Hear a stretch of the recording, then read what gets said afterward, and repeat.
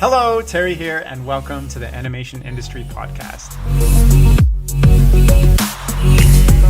Today, I'm chatting with UK stop-motion animator Trevor Hardy about how he accomplished the near impossible. In 2018, he wrote and directed a 100-minute feature film animated entirely in stop motion. It's already run the circuit in Europe, and I believe it's coming to theaters this month in the US. And the crazy thing about this film is that it wasn't produced by any of the major animation studios you might expect, like Aardman or Leica. Trevor's going to share the story of how it was basically jimmy-rigged from scratch, but still ended up having $1 million budget. The film is called Strike, and it's about a little mole who's tied to working in his family's gold mine while dreaming of playing in the World Cup. And if you've been following stop motion news, you might have heard of this film, and honestly, I can't say enough good things about it. Besides the quirky humor and the story, the animation style is exactly what I love about stop motion. Everything is made of felt and plasticine and old bits of scraps and garbage, and you can see the love and fingerprints in each frame, and it's just so fantastic. I've also included the trailer in the description of this podcast, so go and check that out. Now, like I said before, Trevor is an accomplished stop motion animator and the owner of PigBird Stop Motion Studio. And besides Strike, some of his other credits include Watermill Farm, a series of short plasticine farm animal adventures created for Nickelodeon's Nick Jr. channel, and Pushkin, a multiple award-winning and Bafta shortlisted film about an old lady who can't find her cat. Now, while all this may seem like a trail of successes, Trevor actually shares how gruff the path to following stop motion has been for him and gives a realistic view of what the industry is like in the UK and how hard it can be to make a living off of stop motion. Now, without further ado, let's jump right into the chat. So hi, Trev. Thanks for coming on the podcast. How are you doing today? Hi, Terry. I'm good, thanks. Yep. Very good. Yeah. One of the huge things I want to talk about in this chat is your film Strike, because like how many fully stop motion animated films are made every year or even in a decade? Like you can probably count them on your hands, and to do that like pretty independently, I think is incredible. But you know, I always start this chat by kind of getting some background on what is the driving force behind the creativity and why you chose this path of stop motion. And so where did that begin for you? Where did I actually get the bug for stop motion? Yeah. What bit you to pursue this career instead of something, you know, a little bit more lucrative or stable? Yeah. Oh dear, a question I ask myself every year. Why did I do this? No. Well, funny enough, it was about 1991, something like that, and I was working in a garage as a tyre fitter. And unfortunately, the garage went bust and I was made redundant. But ironically, that night on Channel 4, they were doing a whole animation thing. And part of that was, one of them was Mark Baker's The Village. Another one was Peter Lord's, Peter Lord's War Story. And Nick Park's Creature Comforts. No, not Creature Comforts, the Grand Day Out.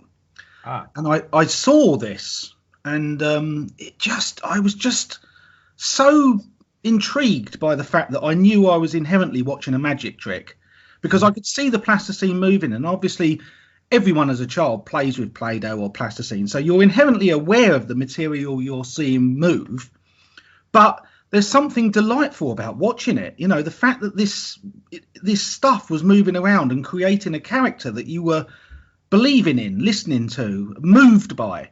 I just found it absolutely intriguing, and I was like, what is that? I want to do that. So I went off to the careers office, and they didn't know what I was talking about. In 1991, there was no animation. I mean, it's moved on now. One of them thought I was saying aviation and started trying to sign me up for flying courses. Another one thought I said laminator, so they thought about sending me off to make laminating machines. I was like, no, because I didn't know what it was called either. The other thing is, I mean, it's amazing to think at that point then, I didn't know it was called animation.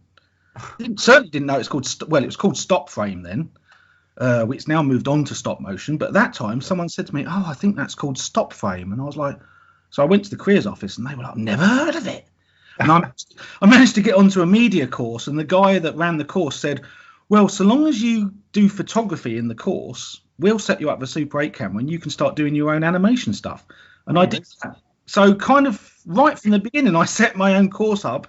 I had a little room in the back that had animation. I used to get kids coming in wanting to do animation, and the next year they said, "Oh, will you run the animation course?" And I was like, "Well, I haven't finished this one yet. I'm still supposed to be doing my media course." And I've always instantly become the teacher on the second course. Oh my gosh! Yeah.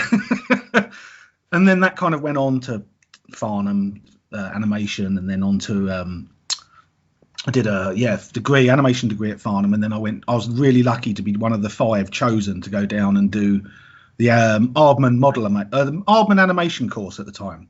Oh my gosh, I'm super envious of that. I know, it was fantastic because the Farnham course, although it was great, it was art school, so there was a lot of lectures and stuff and all this sort of stuff, and you got a chance to make your own film, which I did, so it's great. But the Aardman course was specifically set up by Aardman because I think Aardman were fed up with people keep coming out of college not being able to animate. They just had all these art degrees, and what they needed were people that were ready to go.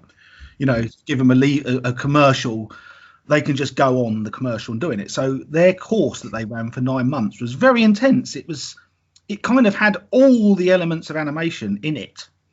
So the first week you were learning the difference between a bouncing ball and a ping pong ball and a bowling ball. If you drop a bowling ball on the floor, why does it drop so quick and why does it not move anywhere? Which are all the principles of animation. And then moving on to squash and stretch and overlap and all the other things. So I really enjoyed that because that was more up my street. That was like, wow, now we're really starting to understand, not only how something moves, but how to give it a personality, and then you start mixing in dialogue, and suddenly this lump of clay is not only talking, but you're watching it and it's got emotion and movement and gravity and all the rest of it. That becomes amazing then. Yeah. I think it's incredible that you were let go. You're probably were you down in the dumps after that? Well, like I'm just picturing you at home with a tub of ice cream or something, watching the TV, and then Aardman comes on, and you're like, I have my new inspiration for the rest of my life now. Well, like I say, I didn't even know what it was. No, very, very odd. No, very odd, because don't forget, this is before Nick Park had done Creature Comforts. So I think, that's insane. I think, like I say, I think Pete Lord was doing War Story. The lip sync series. Do you remember the lip sync series? Yeah. So when I went to Aardman, I went down to Aardman for a little bit. So I was really lucky. I consider myself lucky because I always think I was down at Aardman when they were doing some really good stuff. Like Golly was doing Rex the Run, so I got to see all that being made. And Nick Park was doing what's the third one with the sheep? Shaun the Sheep? Not Shaun the Wallace and Gromit ones. Oh God, my memory for the name. It's a pun about shaving. Close Shave. I can't think of it. Yeah, I've watched it 500 times. I know, it's mad, isn't it? The minute you start talking about it, you forget it. Yeah, So Close Shave, I think it's called. Is that it? Close Shave, yeah. There was all this brilliant stuff, and they were in their little studio. They were down in Gasferry Road in this little studio, and I just absolutely loved it. Man, it would have been so incredible to see all that stuff. Yeah, I just love the whole creativity of it. Like, you walk in there and everyone's like really keen about plasticine, whereas all my mates were like, "What, you're going to play with plasticine?" I was like, "I'm not playing with it. I'm trying." How big were the sets? Because like when you watch those films, they look huge. There's all these contraptions, and like how big are the sets you're talking about when you walk in there? Well, like to be honest, a lot of them are closed off because the animators are in there, and you're not allowed to sort of go in and sort of disturb them. I didn't get to see Matt, but I would imagine that they're pretty big. Yeah, I mean, they're not. I suppose they're big compared to us independent animators, because we're independent animators like me. We're so used to not having loads of money to have space. We make everything little, don't we? Like, I'm sure your Duck Wizard set wasn't enormous. Using tweezers to... Yeah, because you just haven't got the money to make huge, great, elaborate sets. But the sets were probably quite big, but now compared to where Aardman have moved to, so if you looked at a Wallace and Gromit set in 1991, to me it probably would have looked very big. But you look at a set from the scientists, you know, the Pirates film they made. Yeah. That would have been massive. Stuff. They probably are really big sets because they've got bigger stuff and more budget and bigger money to do it. So, you know, it's all relative to the money you've got, isn't it? Yeah. So, I'm just thinking here. You were let go from your job, and then you immediately started school. How did you support yourself through all that? Well, I lost my job, and then I went off and did a two-year BTEC course. So I was a mature student because I was 20-something at the time. Yeah. Which they considered a mature student. So I got that paid for, and then I went. The council pay for it. You know, it's kind of government schemes and things. I don't know what you guys have in your country or other things, but here I think when you leave school you can go and do a BTEC course. I think I'm probably going back years now. It's probably all changed now, but in my time you were allowed to do a BTEC course, but you were only allowed to do one. So if you go to a course and decided actually you've enrolled onto a maths BTEC course, but you didn't want to do it, that's it. You've cooked your goose. You can't go on and do another one. I see. Luckily, I wanted to do animation, so I kind of had the ability to go from one to the next, like stepping stones, because I was constantly wanting to do the thing I was on. So I went from BTEC to a degree, and then lucky enough to be down to Aardman. But I suppose you have to still be lucky enough to be accepted onto these things. Yeah. I was lucky that I was accepted onto the Farnham course. But then equally, because I was so passionate and so driven by this stuff, I mean, I instantly just got a Super 8 camera and started making it. So, you know, I constantly, from a very early age, had lots of enthusiasm and show reels of work, because I would just buy 100 feet canister of Super 8 and just go out and move things, be it take down the beach and move pebbles, or animate plasticine in my bedroom. Do you know what I mean? I would constantly... Yeah, just anything. So therefore, whenever I went to a tutor or something, I might not have had the academic results because I didn't do too great at school academically, but I did have this portfolio of work, which of course in our game, it's all about what it looks like, isn't it? It doesn't really matter whether you've got a massive... Yeah. If you do a brilliant walk or run cycle, you're in. Yeah, marks are irrelevant once you're at a job. Once you're what you can do. Yeah. So how did you end up supporting yourself as a stop motion animator? Like, what did it actually take to move from, you know, buying these Super 8 like film and moving pebbles to actually getting paying clients and building a studio? Well, I mean, the funny thing is we could have a whole hour podcast on how I got into it, because... Wow, welcome to this podcast. Welcome. If you want the history... It's going to be a full hour on how we... Well, yeah, I mean, I started doing... I did animation, but I just had... all I did was held down full-time jobs and just do it whenever I could. So I was a postman, delivery driver, tyre fitter again... carer, where you go around, you know, and look after old people. Just hundreds of jobs. And then I would just animate. So I met my girlfriend and we rented a house which had a loft. So I used to work, and then I used to go up and animate in my loft. But every single set I made could not be more than 1.5 feet wide because it wouldn't go through the loft hatch. So I had to get up in the loft and animate, but she used to go to bed and I used to be animating until 3 a.m, and she used to say, "Can you not tread so heavy upstairs because I can hear your feet on the floorboards." So I used to be up there animating, and then her dad gave her some money and we bought a shed to put all the tools in, but I hijacked it and it became my little studio. So I started animating down in the shed, which was hilarious because it was like baking hot in the summer and freezing cold in the winter. So I was either animating and trying to keep the plasticine from melting in the summer, or animating in the winter and trying to warm it up in my hands before I could even move it, because it was like blocks of ice when I went down there in the morning. And then did you ever make a film where you can just watch the slow progression of the characters melting? What you want? That's happened to me before. What you want is a film of me becoming an animator, because I start off in Northbrook in 91, skinny with hair, and as I go through, moving right up to where I'm one in PigBird now, I've basically got fatter and the hair's gone. Oh my gosh. So I've become fat with no hair, and that'd be quite a good time lapse over the period of this film, just to watch me. The animator's journey. Yes. And then Denise, my wife, got married. Denise, my wife, was left some inheritance money from an uncle of hers, and that allowed us to buy a house or get the deposit for a house. But but it had a garage in the back garden, and that garage became Full Hardy Films, which was my first proper studio. So I used to work in there. And then I worked in there for many years, and then. So wait, but did you have were you just making stuff for yourself, kind of, or were you getting constant clients and making short things for them?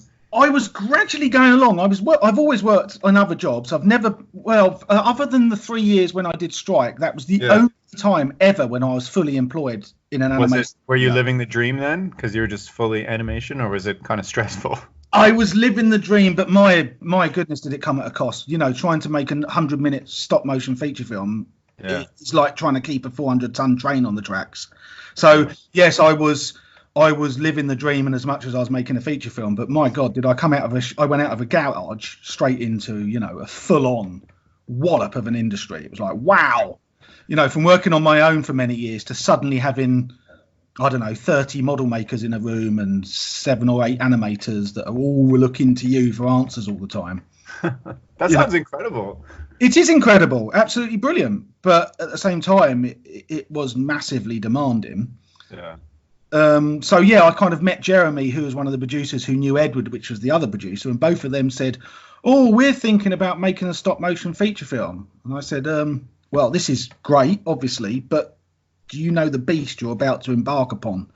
And they were like, "Yeah, no, it'd be fine, we'll do it." And then it happened, and it was both of them said to me, "Well, we didn't expect it to be like that." And you think, no, I want to get into the story of how you made Strike, because I think it's absolutely incredible. But I want to know a little bit more about kind of the industry in the UK, because sitting here in Canada, you know, I see Aardman all the time. It's got like such a big cultural influence, I think, around the world. Like I grew up watching Wallace and Gromit and Chicken Run and all these things. Yeah. And so it just seems like there's so much stop motion coming out of the UK. Like commercials are in stop motion and stuff all the time. So what is the industry actually like there?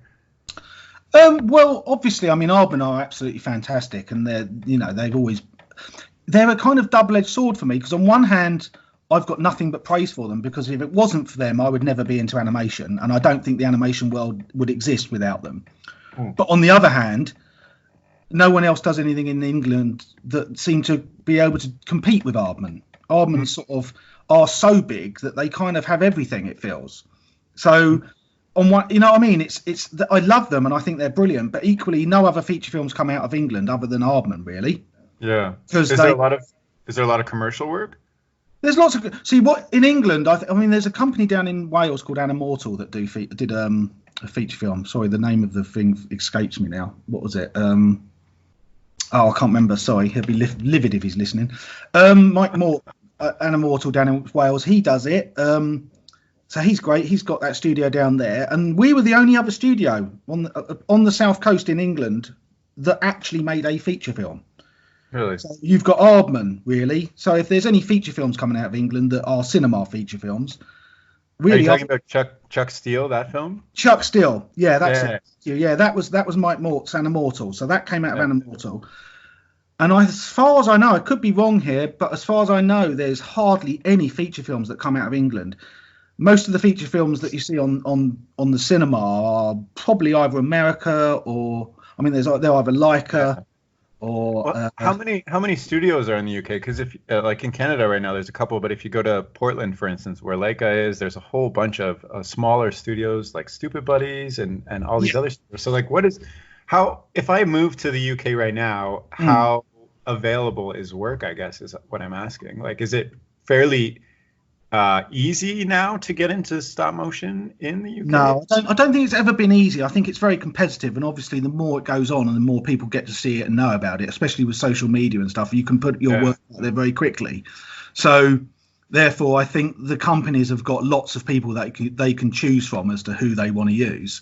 But I mean, like I say, there's lots of small independent little studios dotted around England that do all sorts of stuff. All brilliant, fantastic stuff. So I know there are, but you know, you'd have to be like a little bee pollinating from studio to studio. You'd have to be a little animator that just went from one studio to the next. But I think, I mean, the animators we had on strike, Dan, for instance, Dan Wilkinson, was constantly had his ear constantly to the ground, listening for what the next project is. You know, any animators that come in, he would always be networking and talking, and what are you doing after this? Where are you going? So, you know, like I say, they're all like little bees that pollinate a flower and then fly off and find another little flower to pollinate. That's kind of how they all are. And I think so long as you're prepared to live that way, that's great. I think, but the thing is, you have to be obviously prepared to up sticks and moved to do a job in Europe, and then back to Spain, and then back to England, and then back. You know what I mean? You need to. Yeah. So it sounds like you got to really be sure of yourself that this is, you know, this is what I am getting into, but I'm getting into it because I love this. Yeah, I think you've got to love it, but I also think that you really need to be ideally at the stage where you haven't got wife and kids and all that, because it must. I mean, you know, when I got married and got my little boy. So if you have wife and kids right now, get rid of them. Well, if you've got wife and kids right now, if you're the sort of person that can actually leave them. See, Denise used to say to me, why don't you go to America and find work? And I just think, because it would break my heart. Yeah. You know, I've got a 2-year-old boy. I mean, until you've actually become a dad, you don't realise that the little buggers get you. You know, they come out and you actually love them instantly. They're like, wow. So to wrench myself out from that and fly off and live for 5 or 6 months down doing stuff on Leica, it's a brilliant opportunity. And yes, I would have seen some amazing things. But you cannot forget the fact that you're not watching your son grow up. Yeah. Oh, yeah. That's invaluable. I couldn't do it. I know a few couples who both of them are animators, and they kind of time it together so that they both, either one has like a gig they can do from home while they go both and live somewhere, or they both find work in the place that they're going to. So I guess every situation is different. It's just whatever, like you're kind of describing whatever works for you. Like you have to give sacrifices and what you want, right? Yeah, I mean, Dan that was on strike, Dan Wilkinson, he's young, you see, so he loves it because it will give him the chance to travel the world, see things, and he's living his life. You know, he loves animation, but Dan not only loves animation, he loves all the different styles and looks and feels of it all. So he's constantly sponging. You know, he's like a big sponge. He's taking it all in. That's it. But I talked to Will Hodge, who's another animator who's been doing it for years and years and years. And he says to me, it does get quite grueling now, having to keep, you know, upping all your clothes in a suitcase and go flying over, because he's my age, he's 40 odd. And he's like, I feel like I'm sort of losing out a lot on life. I'm getting a lot because I love my work and I love animation. But he says, you know, I've not got the wife and kids and all that. Right. Yeah. Like everything in life, there's always a payoff, isn't there? There's always something that no one has everything. Yeah, why can't everything just be easy? Born into this world, and it's just a constant struggle. So you've got your shed. So you've got your shed, which is, you know, you've built a studio there. You're quite comfortable. You've gotten clients. How many productions do you actually work on every year? Well, I haven't got my shed anymore. I'm lucky. I've actually got a studio now. I've got a little studio. So I've kind of gone up. I've sort of stepstoned my way up.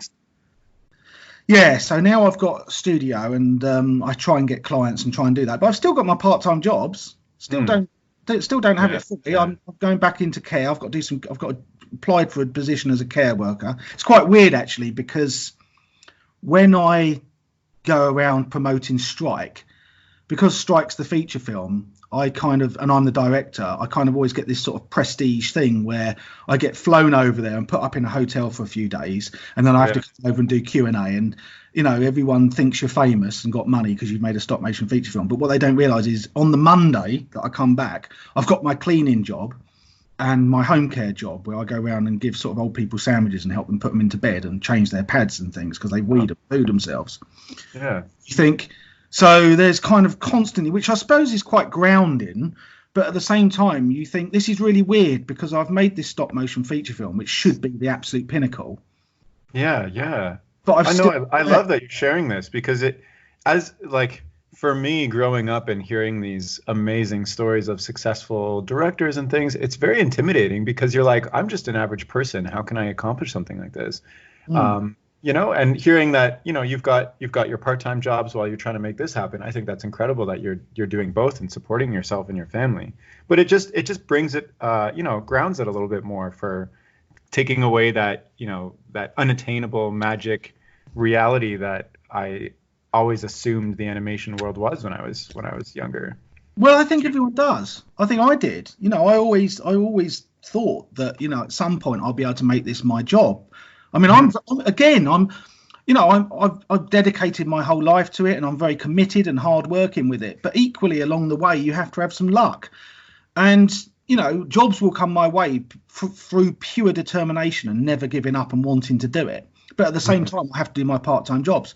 But if it wasn't for my wife, I wouldn't be able to do any of this.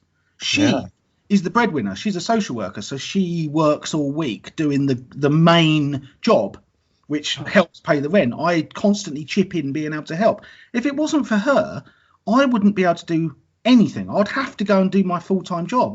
If I had a rent, rent in England's really expensive. If I had to find £700, £800, £900 a month for my rent, there's no way I could be messing around with plasticine films. No way. Yeah. I mean, the ridiculous thing is when you get a contract to make a film of some sort, be it a little commercial or something, you usually get a nice little bit of money that comes with it. So it kind of tides you over for a period of time. But there's no way I would be able to survive the dead time, the downtime, without someone in the camp with you that's picking you up at those stages, helping you there. So I mean, like I say, it's a really tough gig. Animation. So before, when you said to not have the wife, get the wife back. I've changed my mind. Get her back. Get the wife back because she's the breadwinner. Yeah, actually, she's all right. Get her back. Put her on this podcast. No, she'd tell me off in front of everyone. Yeah. Well, no, thank you for sharing that. I really appreciate that. It's because part of why I run this podcast is really just to learn what it takes and what other people are doing to pursue something that they love. And I think that's fantastic. So, and you said something earlier as kind of a joke, you ask yourself every year, why are you pursuing this? But what is the answer that you get when you ask yourself, why are you pursuing this every year? Well, for me personally, it's just so rewarding when you actually write something, like you've got an idea in your head and then it becomes a film and then it starts to breathe life, and as it's all stepping stones again. You have an idea for a film and it's kind of like a sort of loose, fluffy idea and you don't really know where it's going, and then over a period of time, years or months or whatever it takes you, this story sort of emerges and you start to get the characters. I mean, at the moment I've got an idea that I've got for a story about a bear and a warthog. Right. And in my head, I've always had this story, these sort of misfit pair that managed to meet up and end up going on this journey. But actually, as the years go by, I start to develop them up. So I now know what the bear looks like. He's called Doug. And I know that the warthog is called Gus. And I know their characters. And as soon as it gets to that stage, it starts becoming exciting. And I think once it gets to the stage where you've not only got their personalities, but you're now writing their dialogue, you know what Doug would say, you know what Gus would say, you know what they'd be like in a situation because of their personalities. Once you get to that stage, it's exciting. But when you get to the stage where they're starting to come to life, an animator's moving, and be it me or someone else, that sense of reward, that feeling of actually watching something that doesn't exist, because to me, really, animation's not really that exciting. Moving something. What's really exciting is like your little duck wizard. The personality. If you just move that wizard on and he wasn't really that exciting, you just go, well, yeah, it's just moving. But the fact that he bounds on with all that enthusiasm and is a bit of a Burke, he can only make things out of duck wizardry. All that stuff. You think that's brilliant. That's fantastic. Look at that. And that is the exciting. And I think that's the bug that you can't shift. Yeah. You, as a filmmaker or director or an animator or whatever you are, you can't get past these silly little characters in your head living. Like I hear Doug and Gus in scenarios talking and arguing all the time because I think, oh, that's funny. You'll be sitting on the train or whatever and you'll see something or hear something and you'll think, oh yeah, that Doug would get that wrong and that would make Gus angry. What would he say? And then you think about it, and then you know what I mean? Before you know it, you've got this whole scenario, and you think, that's the brilliant, that's the bit you can't put down. Mm-hmm. No, You know, yeah, I'm obsessed with that. It's spoke like, on a bicycle wheel. You'd be like, I don't want to move spokes on a bicycle wheel. You know, making a rocket fly around the moon loads of times. You think, no, no, no. It's when someone says to you, right, that you've got a salt and a pepper pot. Now, the pepper loves the salt. Start making them react. The salt doesn't want to know the pepper, but the pepper loves it. You think, oh, right, okay. Now suddenly you're putting all that emotion into them, and they've suddenly become alive. You know, the little pepper pot's peeking out from behind the fruit bowl. You know, there's all this sort of stuff going on, and that's the exciting thing, isn't it? That's when it becomes interesting. I mean, when I'm animating, I'm just obsessed with that, you know, exporting that cool or interesting thought I have in my imagination and thinking about how somebody's going to react and experience it the whole time. I'm like, oh, what if I move it this way and they weren't expecting that? And how are they going to feel about watching this thing that they've never seen before? Exactly. And you're totally absorbed in it. And also, the other thing is the puppet is showing you. You're animating it, but this you know, the tilt of a head or the twist of an eye or whatever, suddenly you think, oh, look, he looks like he's reacting that way. And you're kind of being introduced to them. Yeah, exactly. It's almost like an exploratory, you know, you don't really know the character until they come out. They start appearing, don't they? You think, oh, I didn't know, because you make a puppet and you've got no idea how it wants to animate until you start physically moving it. You think, oh, he doesn't like moving his arms like that, so you end up moving his arms in a different way, and suddenly he has a personality. The way he holds himself, the weight he likes to shift on one leg is over that side because he prefers it that side, and suddenly you're introduced to them, and that is absolutely fascinating and really exciting. And that is what makes animation so brilliant, because you're being introduced to all these characters. So when someone says to you, I don't know how you have the patience to animate, you think, I don't know how you have the patience to drive a forklift truck for 40 years around a building. Right. Exactly. That's what I don't know how you do that. Yeah, that's what I love about stop motion too, because when you create a puppet, like I didn't expect the wizard to be so wiggly when I created him. I just needed his arms to move, so I just put wires in them. And then I realized that, you know, these arms can only move in a certain way, and it might be more interesting to expand on their limitations, really. And then he just turned into this wiggly character. Exactly. Until you started animating, you probably didn't realize he was going to be that bouncy a character. Exactly. But and that's the thing with 3D is, like, with 3D, you're in some ways you're trying so hard to mimic reality and physics, because part of 3D is like you want to impress them that it looks so realistic. And it's almost harder to constrain yourself and do something kind of like what the Spider-Verse did, where they really pushed what 3D could be, because you're striving for more realism, and that's what people expect. With stop motion, you can, you're constrained by the restrictions of what you have, and you have to get really creative. Well, there's a kind of weird spontaneity to it, which you don't get in other things, I don't think. Well, I suppose you do, but it's the fact that, like you say, you bring on that duck wizard and you start animating him, and it's not until you start animating you suddenly realise actually his little legs like to bend this way when he lands, and all these things that you do instantly, the viewer watching it just accepts that he lands and his little knees bend out that way, and that's the way he is. But it's not until you're animating it that you think, oh, this is really funny. Look how stupid he is. He's bounding and leaping around all over the place, and you're introduced to it. His legs come out at the side because I made them so small that I couldn't actually bend them. So I had to figure out how to make him jump without bending his legs. So he just and I out at the sides and go up. I think it's brilliant. I personally find stop motion brilliant for that, because especially when it's quirky animation, when it's quirky stuff, you think that's brilliant, because you're limited by what the puppet will do. I mean, if you've got an £80,000 puppet from Missing Link or whatever, like a one that's been made by McKinnon and Saunders, and it's absolutely exquisite, it's beautiful, it's like a Swiss watch, it's you can get this thing to do it. But when you've got a lump of styrofoam with some felt on it and some little bendy legs, you think this character is going to have to do something that he's going to tell me what he can and can't do, because I can't make him bend at the spine. He hasn't got anything in him. He's a solid block. So you start putting characters in there, like when he lands, his hat goes up in the air, or his little eyes, or you start, and it becomes exciting like that, doesn't it? Because you're not interested in the intricacies of how a hand turns or how someone flicks perfectly through a book. You're thinking, I want to know how his little arms can't reach the floor, so how's he going to pick that book up?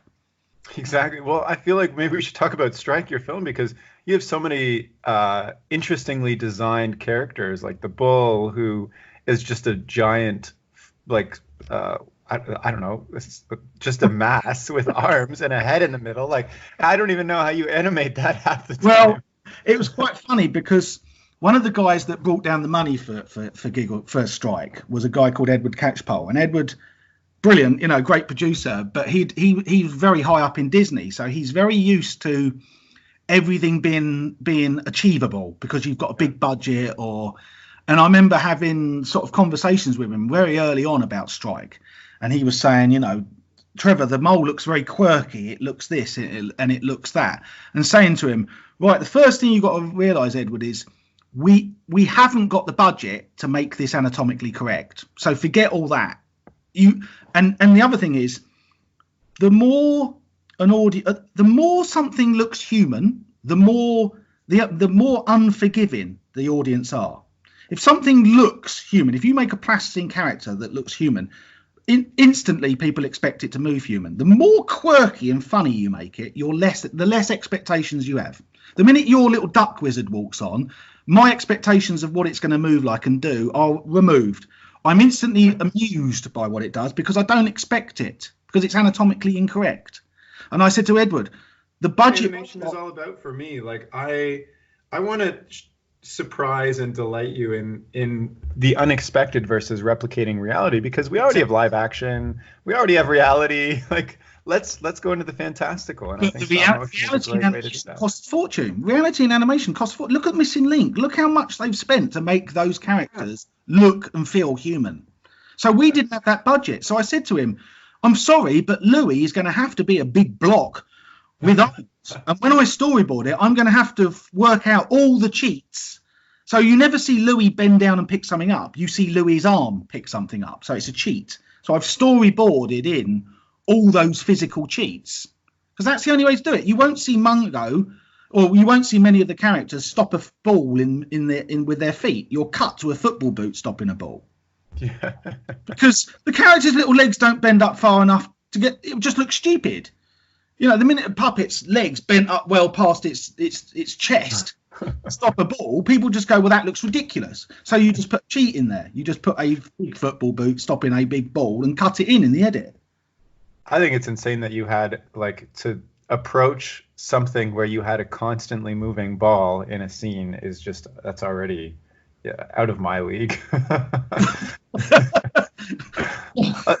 So maybe let's talk about how you actually I want to hear the story of how you actually produced the film, because it's insane to me that you independently, produced an entire, 100 minutes stop motion film in 3 years, and it's in theaters right now. Like it's coming to North America soon, or it's already here? Yeah, no, it's done really well. I mean, it was made for very, very little money and incredibly quick. I mean, it's 3 years, but it wasn't 3 years. It wasn't 3 years to make it. I mean, there was months and months and months there of me and Edward sitting down working out the initial idea, and then there was a couple of months of Neil sitting down writing the script. So I want to make a feature film in stop motion. Where do I start? Well, again, it's a mixture of dedication, hard work, but also a lot of good luck, because my friend Neil, who wrote Strike, is actually a live action actor, and he'd just finished a film working on a live action film that Jeremy had produced, and Jeremy's the producer on Strike. So I got in touch with Jeremy and said to him, I really like the film Neil was in.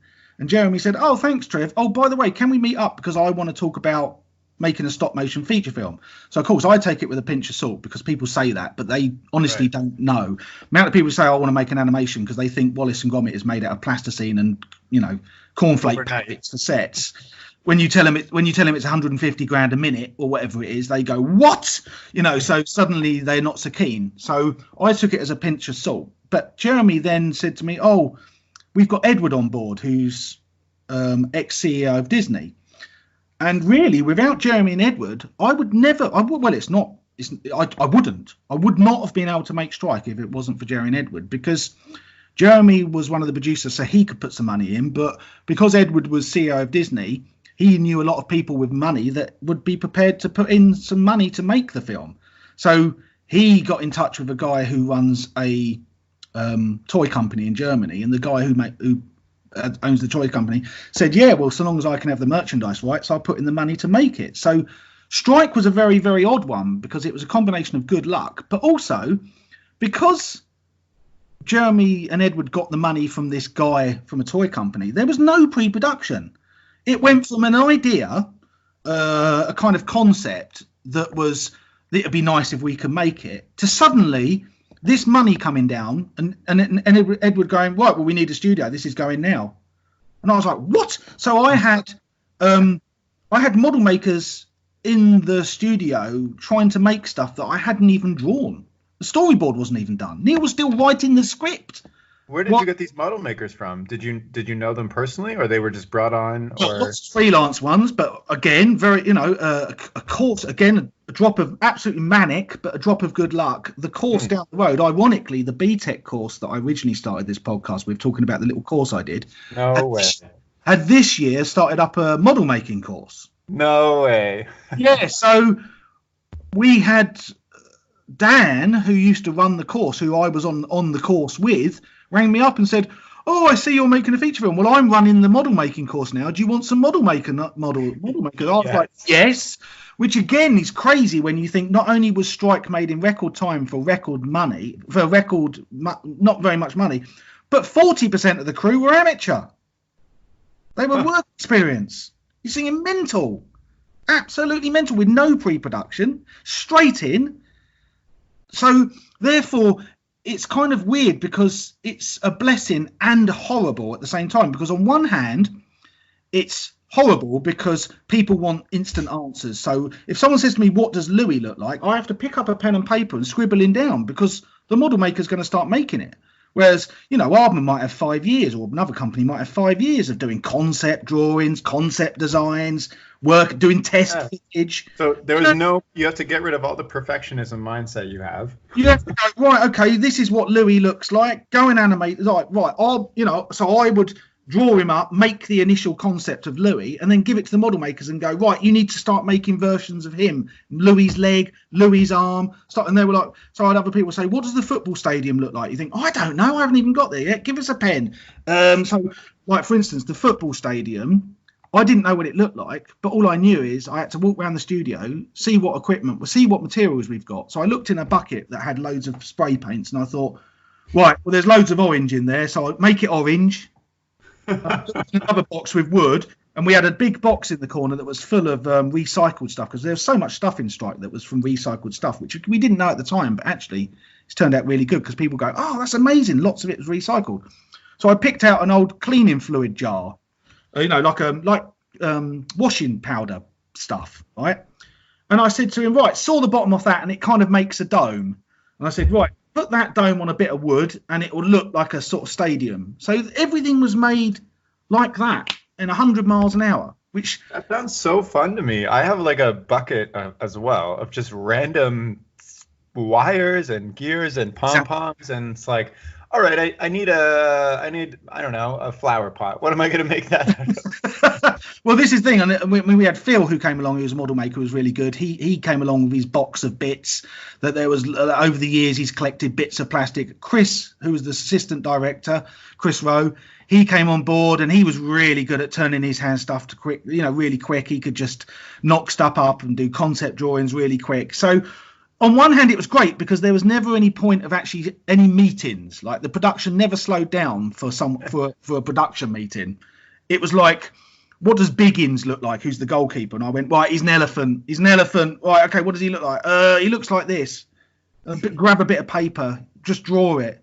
And before you know it, a model maker's sitting there making it. So from that angle, it was really refreshing because it was instant. But the reverse side of that was, because there was no pre-production, it was like trying to keep hold of like a million balloons. They just all want to go up in the air, and you're constantly trying to keep them down because you've got no record of anything. So the other thing is, with animation, everyone's got their own way of making things, and everyone's got their own way of doing things. So if you're not careful, as good as it is, suddenly you can massively go off style. If you don't keep an eye on it, Biggins can change through the film. Because the thing is, what you do over 18 months doesn't actually come to fruition until you put it on the timeline. When the editor puts it on the timeline, you suddenly then think, oh my God, Mungo's nose is growing, shortening, his head's expanding, getting small, his legs are getting long and short, because there's been no time to make molds for the puppets, which keeps the continuity there. So you're trying to keep on top of that. And also, you've got animators and model makers that think, oh, I've got so much creativity freedom, I'm going to animate this and I'm going to animate that. And you think that won't work, though, because if you're coming off storyboard, because you've decided actually it'd be really funky if Mungo did a few, keepy uppies before he kicked the ball, that doesn't match with the next shot because they've got no animatic they're following because we didn't have time to do an animatic. So, I mean, it's kind of organised chaos. So I was constantly running around trying to keep the lid on this boiling pot. Animators will go, oh, Trev, I was thinking when Mungo gets the ball, what would be really good is if he kicks it to Biggins first. And you think, no, don't kick it to Biggins first because no one's animating Biggins catching it.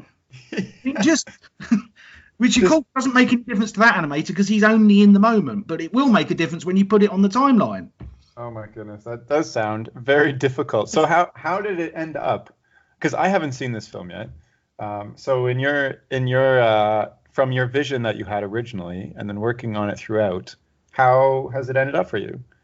Well, funnily enough, it's only now that I can watch it. Like when I go to the festivals now and watch it, it's really good because I can actually watch it as a viewer.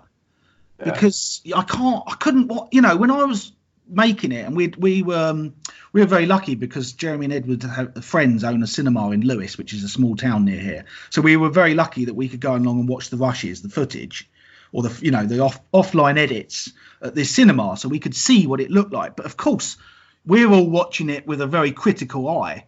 Yeah. So it wasn't until recently really that I can watch the film. And now when I watch it, especially with an audience, and they don't care about whether Mungo's nose is slightly bigger in that shot to the last one. They're just engaged in the characters and the style and the feel.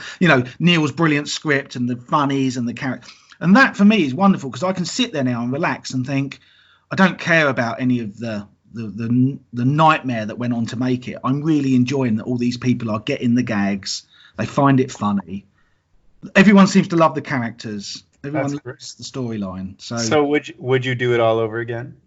I would do it all over again, and I want to do it all over again, but I would want it done with properly now. I would, I want an actual budget to come in so that we can have some pre-production time. The other thing is I'd like to have a studio that has actual production rooms, so like we've got a model making department. Sorry, departments, that's the word I'm looking for, because it's so important that actually there are departments and someone overseeing that department.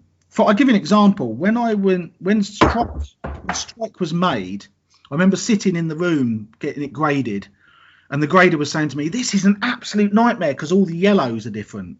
And the reason the yellows are different is because when we were setting up the lighting, we were just going and grabbing a yellow gel.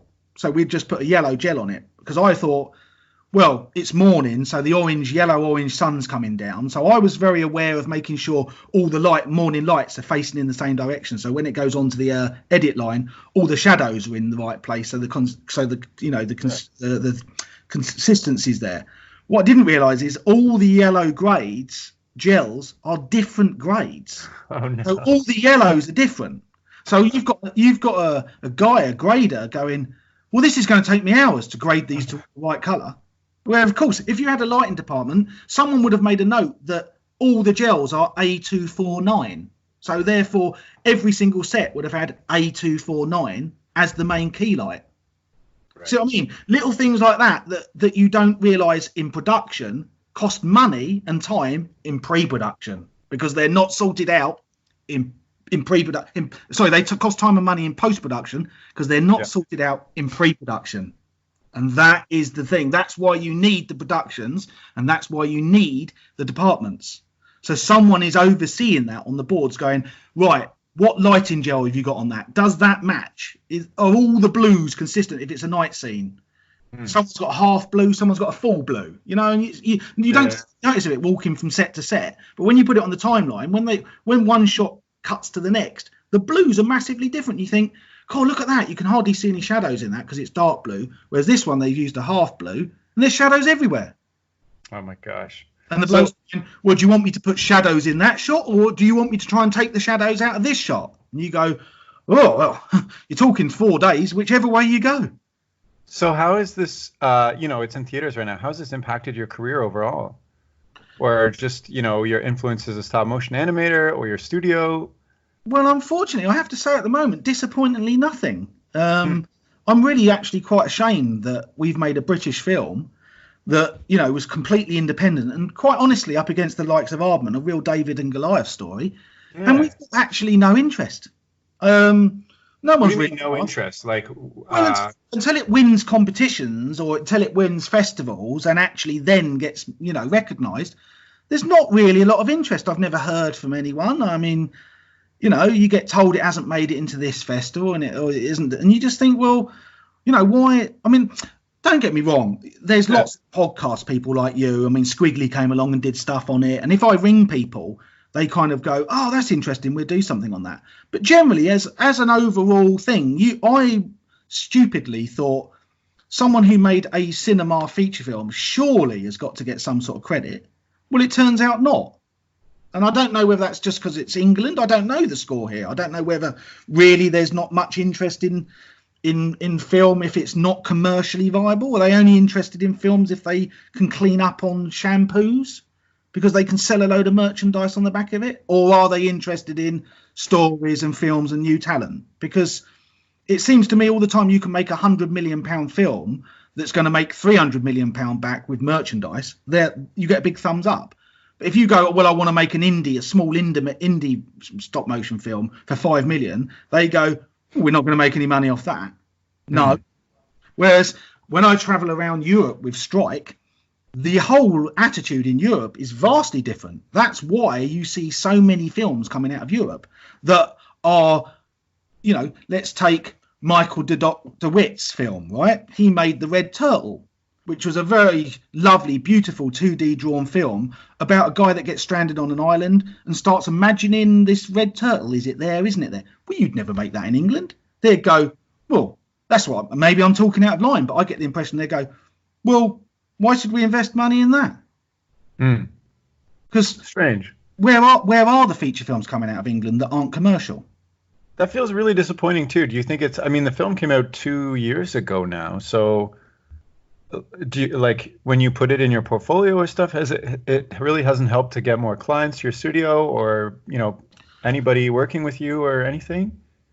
Well, like I say, I'm not with Jeremy and Edward anymore, so I don't know whether it's brought stuff into Gigglefish. They're off doing their own thing now. We all are, which is great because they wanted to do some live action feature films and things, horror stuff. And obviously I don't do that. So Jeremy and Edward are off doing bits and bobs. I know they're trying to get something off the ground. So I don't know whether they get emails through people looking for stuff for Gigglefish, but I don't hear from them, so I assume not. But no, I know it's really disappointing, and I know people out there will probably think, oh, he's negative, but no, ironically, my phone doesn't constantly ring because I've made a feature film. Far from it. Like I say, on Tuesday I've got a job interview at Carewise, which is a care company, because I haven't got the clients coming in. I find my clients off websites that advertise for animators and things. I don't have so, but I mean that would drastically change. I'm sure that would all change if it won the right festivals. If it suddenly won a British Animation Award, then people will go, well, who's this bloke? If it won a Bafta, then the phones would start ringing. That's why these things are important. But we were told it didn't make Bafta. Wasn't good enough. I've just been told it hasn't made the British Animation Awards. Well, what do you mean not good enough? Like, to me, this is an incredible accomplishment. That's really disappointing. Really disappointing. Yeah, what? A feature film that's made for a fraction of the budget. Yeah. And you employed like... made for 2 million. Early Man was made for 100 million or whatever it was. Well, not only that, I mean, there were tons of people employed on this. I'm sure they, all those model makers, for instance, got a great opportunity, learned some new skills that boosted their, like, this is. Right. They had an absolute result. Yeah, of course, absolutely. And the animators and model makers that worked on it is brilliant, because again, you see, they're like the little bees. They pollinate. So they put all the stuff they did on strike on their show reels or in their resumes or whatever. Absolutely. But as an animation director, my phone hasn't rung once to say, oh, I'm struggling. I'm now trying to talk to a woman about whether or not I can make another feature film, and I'm trying to say to her, but what platform would we put it on? I can't. And she's saying, well, have you thought about writing a script? And I say, I can't write a script. I need to know what platform is going to pick this show up to write a script for them, because I need to know what their demographic of the platform you're writing the film. There's no point me writing a script for an animation that's for adults if they turn around and say, well, no, we want it for sort of 16 to 15 to 16 year olds. You think, well, I need to know that first. So, okay, so you said it wasn't good enough for Bafta. If you could go back, what would be the thing that would make it good enough for these festivals, do you think? I don't know if it wasn't good enough for Bafta. All I know is apparently it wasn't. I said to Jeremy, about Bafta, and he said, oh, they didn't pick it up. And you just think, well, it's really frustrating, because you think you can't get a more independent film. This film should be celebrated. Yeah. Like I say, most of the people that worked on strike were amateurs. They were work experience guys. We had, a handful of people. This is Neil's first feature film script he's ever written, animated feature film script. First animated feature film I've made. There was no pre-production. There was, the money was just brought in, and it was kick bollock scramble. Off we went straight away. This should be celebrated. People should be going, God, that's amazing. You made the sets out of recycled material. You've made it in 18 months. 18 months to make a 100-minute feature film for a fraction of the cost of other feature films. This should be absolutely celebrated, but it's not. They just go, well, it hasn't won the British Animation Awards, or it hasn't won a Bafta. Why should we be interested in it? I guess it's kind of the curse of animation too. Like me working on, stop motion as well. You put hundreds of hours into 30 seconds, and people go, "Oh, cool, nice." 30 seconds. It was fun. Yeah, I know. So I guess maybe that's what they're seeing with this. They're like, "Oh, it looks cute, and it was a good story." And by the way, I've seen a lot of photos and clips, and it looks absolutely hilarious. The creativity you've got in the background with the set designs and like all the little jokes and gags you can just pick out of every scene. I can't wait to see it myself. I know it's popular. I mean, like I say, it's been shown in over 600 cinemas around Europe, and I've had the privilege of going and seeing it at least 10 times in different places, from Spain to France to all sorts of places. I'm going to Spain in a couple of weeks, and I can guarantee you afterwards, all the kids come rushing down the front because they want to talk about it. The parents shake your hand. They say it was really funny. That's brilliant. And you think, this isn't me just saying, I want recognition for a film that I've made because I'm important and I'm me. I've actually seen people enjoy it. I've seen them in the cinema laughing, enjoying it. Yeah. And you think, why isn't it good enough? Why isn't it picked up by someone? Why isn't someone approaching me going, what should we make next? I'm happy to produce something that fits with more merchandise, but I need someone to be on board to go, okay, well, this film needs to be this, that, and the other, and we can start working together. But what I'm not prepared to do is spend 2 years writing a script and a load of concept drawings and a load of characters and a load of designs just to get rejection at every door I knock on, because they go, well, no, because you haven't made your feature film didn't make 100 million box office or win an Oscar, so we're not interested in you. And you think, seriously, you're not interested in someone who's spent over 25 years trying to get into an industry and has now made a feature film, cinema feature film, which is the pinnacle. You can't get any higher than that, and you're still not interested in me. Really? Yeah. Gosh, man, I don't know what to say about that, honestly. That just so I mean, okay, so this film has not had the impact. I think it's incredible that you got this made, and it looks amazing in the style, and I think this is incredible for your career, but that's really disappointing that it hasn't really turned into. I'm hoping that in the next year or something, somebody sees it and has an idea and gets in touch with you. I almost feel like that's kind of how the industry works. It's like coincidence after coincidence who you know. But okay, so what's next for you now that you've got this under your belt? You said you're talking to somebody about another feature film. I was just going to say, your studio. I was just going to say, Terry, 5 minutes after we end this podcast, someone's going to ring me up just out of pure coincidence and offer me a job in a feature film. And now that's going to make all of what I've just said completely nil and void. And everyone's going to go, what's that Bert talking about? He went off and made another feature film. Yeah, right. Well, if you're listening and you have $100 million, I recommend strongly that you get in touch with. I need £5 million, and I need to know what platform you want it on, and then I'll make you a feature film. Okay, so if you're Netflix right now and you have a budget because they just announced that they're spending X billion in the next years, get in touch with Trev because he's got a lot of great ideas. Yeah, he will bring me on, and we'll make the film together. How about that? 5 million. I reckon me and Neil could write a really funny script that's totally bespoke to your channel and what you want and your audience, target audience. We could make something that's really funny, really good. But I just need that opportunity. I just need the chance for someone to come along and say, let's do this. Yeah, well, and like, I mean, I would love that opportunity, but I don't have all the past experience that you do. You would, the next film that you make would be twice as good and done in, half the time, maybe. Not half the time, but much more smoothly. Well, hopefully. But the other thing, of course, is it employs so many people. And one of the things I always wanted with Gigglefish, which was the studio we've got, is it wasn't so much about me. It's not me. It's we. It's never me. It's always we. It's the fact that it becomes a hub. Like Aardman are brilliant down in Bristol because Aardman are fantastic. They're not just interested in them. They encompass lots of businesses around them, lots of independent small businesses. They're in cahoots with all the schools and colleges. They're constantly, I know a lot of Wallace and Gromit money goes to the local children's hospital. So this Aardman has become this sort of creative hub in Bristol that constantly feeds and breathes. And I always wanted Gigglefish to be the same down on the South Coast because there's nothing on the South Coast, but there's a lot of talent down here. Got all the feature film, got all the people up in London, all the small independent companies. And in Brighton, you've got lots of artists, lots of actors, lots of skilled work persons. So I knew full well that if we could have this Gigglefish that was an animation hub, it would be brilliant because it's not just me making another feature film. It's putting filmmaking on the map in the South Coast. It's another Aardman hub. That was all very important to me and still will be. That's what I want. Well, I also love that that's what you want versus, the personal ego. Yeah.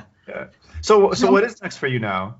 Well, like I say, I've got a few little things that I've got in the pipeline that are mine and ideas. Hopefully I've got a couple of gigs coming up that are paid work. I've got my daytime job. I've got like I say, my care work that I'm doing in the evening. I know I also spend one night a week going around checking lamppost lights. Which is a bit. What? What does that mean? It's a really cushy little job, actually. Basically, what you do is you just drive. You have a set route, and you drive around. And if you find any lampposts that are out that have run out of light, the light bulb's gone, you just make a note of it and fax it in. No way. I didn't even know that was a thing. That makes sense, though. Yeah. Well, you think if you've got lampposts on the street, I don't know how it is in where all these other people listening. We do. Oh, do you? Well, I don't know how they work. I don't know whether they're part of some central hub or whatever. But in England, all the little lampposts, they only know the bulbs run out if someone like me, which they call a nighttime inspector, goes round, finds one out of light, and then makes a note of it and faxes it in. And then the next day or that week, a little cherry picker comes along with a person on it and they go up in the air, change the bulb. And so I do that once a week. So you have to have a fax machine? They don't have like a app you can just mark or something? I'm sure they have, but I've done this for over 10 years now and I'm just my fax machine. So all I have is a bit of A4 paper and I just make the note of the lampposts that are out and I literally fax it to them. Oh my gosh.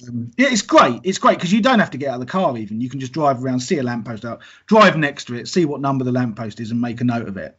And then that's the job done. So anyway, I diverse a bit. But yeah, that's kind of what I'm doing. And I've got this idea for a feature film. Well, me and Neil who wrote Strike. It's mine and Neil's idea for this feature film that like I say, involves a bear and a warthog. And the warthog's dream is to try and find this place called Xanadu. And that's the crux of the story, really. But obviously, there's a lot more to it and a lot of characters and great fun. I mean, they're good characters. Even on the short even on the short little scenarios that I've got in my sketchbook of things they do together, they are funny. Well, it sounds like you certainly have your hands full. Yeah. I'm surprised you have time to come on this podcast. No, that's all right. No, it's good. I love it. So maybe to wrap things up, what is your best, advice for somebody who is looking to pursue a stop motion career in the UK, if they're listening right now? Well, first thing is ask yourself what it is you want to do. You want to be an animator. If you want to be a stop motion animator, then really the first thing to do. It depends. Are you talking about someone who's actually got a show reel or portfolio, or are you talking about someone starting out? Both, maybe. Somebody who has a portfolio, they're just starting out too, right? So. Well, I suppose the brilliant thing about nowadays is that you don't no longer have to send VHS tapes and things around. Everything's digital, so you can actually just instantly download stuff to people. So you have got that ability, but always less is more. Equally, the companies or the studios are inundated with people sending them resumes and show reels because of the way they are. So it's very difficult from that angle. I get it, but yeah, if you can get a contact name, first thing I always do is try and get a contact name, ring them up, or get a contact name from someone rather than just sending something in cold. Get a contact name and then try and get it to that person. And another nice thing to do is actually no, you can't, because when I used to send my stuff out, I used to post it. I always used to put a chocolate bar in there. I used to say, take a break and watch this. Oh, that's cute. So okay, so maybe let me change the question a little bit. What kind of mentality does it take for somebody to really, drive them forward in a career in stop motion?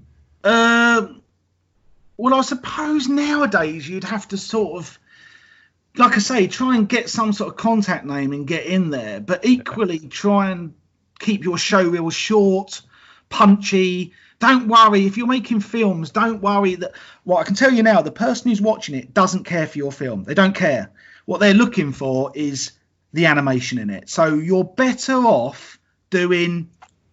I'll tell you now, you're better off sending in the first 10 seconds of Duck Wizard than you are 10 minutes of storyline, because the first 10 seconds of Duck Wizard, your little character bounces in, but he's got all the elements of animation in there. There's squash, there's stretch, there's timing, there's pace, there's movement, there's overlap. In those first 10 seconds of him walking in with that little world and bouncing in, that will stick out much more than any long-winded show reel. So you're better off sending someone a GIF of that. Okay. Yeah, that makes sense. Look how brilliant I am in 10 seconds. Then going, well, I've made a film about nuclear war and it's all about a soldier that really misses his wife. No, don't do that. So if you're starting out, just send in stuff don't worry about the set. Because the other thing is people always make the mistake of thinking these people are going to be impressed. When you send something to Aardman, they've got set builders, they've got model, they don't care how good your set is. If you're sending in something and you want to be a stop motion animator, send in a little bowl of water, a little ball of plasticine that rolls in and bounces out into a little character, a little monster that runs around the shot. One little, just an infinity curve with a locked off camera. Don't worry about movements. Don't worry about camera moves. None of that. Don't worry about the lighting. As long as you can see the character. If you're going to be a stop motion animator, send in 5 or 10 seconds of animation that they go, God, that's beautiful. That makes sense. Yeah. I know that I've done this before, but it's like, I like what you said about don't send them the whole movie because they don't care. They don't. And I think that's a mistake that at least I made in the past, where I was like, oh my gosh, they're going to be so into this storyline and blah blah blah. And I've done that. That's why I'm telling you. Impressed that I did this in my bedroom, like whatever. Yeah. They're just looking for the animation. The basics are there because they have all. Yeah, do 10 seconds. You can clip to the email and say, look, there's 10 seconds of because they'll just go, oh, well, I'm prepared to watch 5 seconds of it, because 5 seconds in their day, if they're going to give you any time, 5 seconds, they'll go. And as if that in that 5 seconds, you've got something that actually looks delightful. It's got a lovely little character. It's got really funny little pace and movement. They'll go, oh, actually, this bloke's all right. And then they'll want to see more. Or woman, this woman's all right. She's good. She's got it. She knows what she's doing. I'll get in.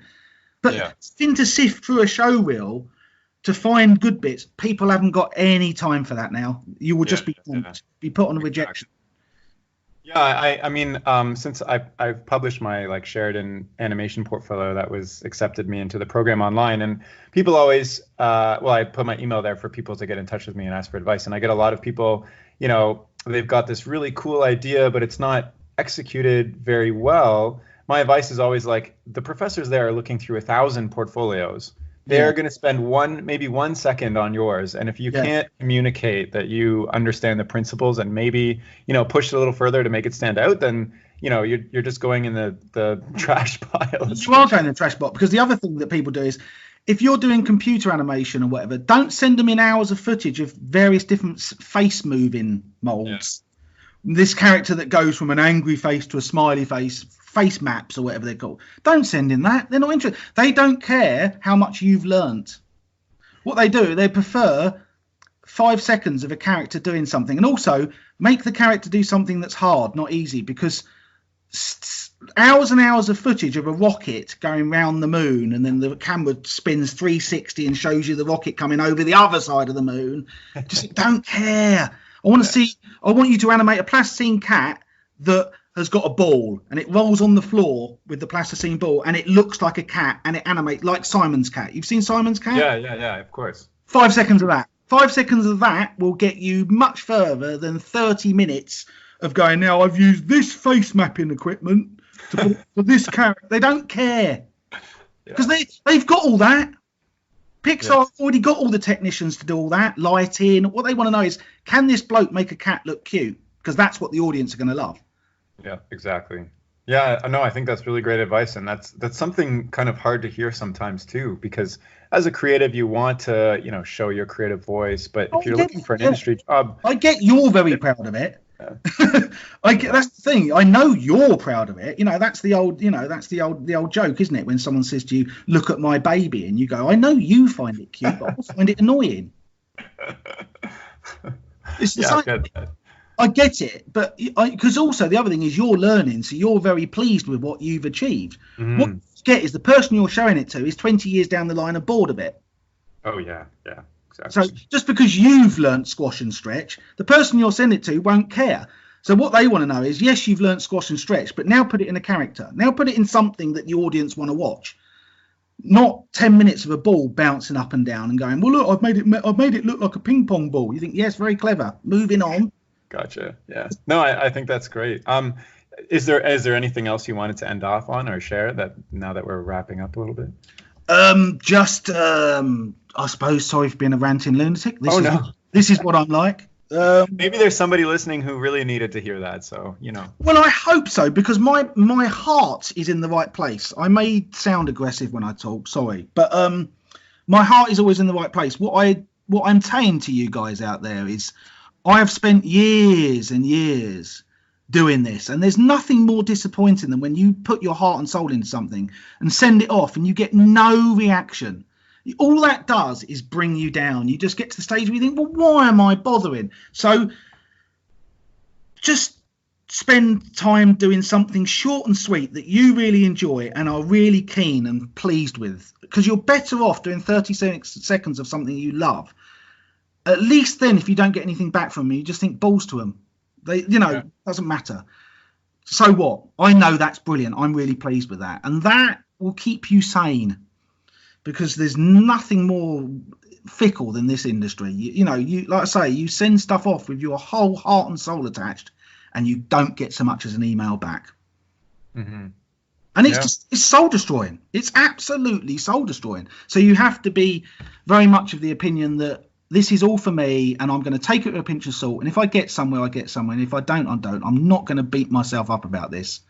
I'm going to try and enjoy it. I'm going to just go with the flow, and hopefully everything will come in. Well, I think that's a really good, realistic attitude to have. And so, thank you so much for coming on the podcast and sharing all your experience and strike and the industry in the UK. That was really interesting for me to hear. So I'm really happy we chatted. Oh, you're very welcome, Terry. Thank you so much for having me on. And I'm really pleased that hopefully people will listen to it and enjoy it. Yeah, well, I certainly enjoyed it. So there you go. I had a blast. Yeah. And if you're listening and you'd like to follow Trev's work or get in touch with him, you can do so by checking out his studio website, which is PigBirdStopMotionStudio.com. And I'll include the link to that in the description of this chat. And that's all for now. So thank you so much for listening. Okay, bye.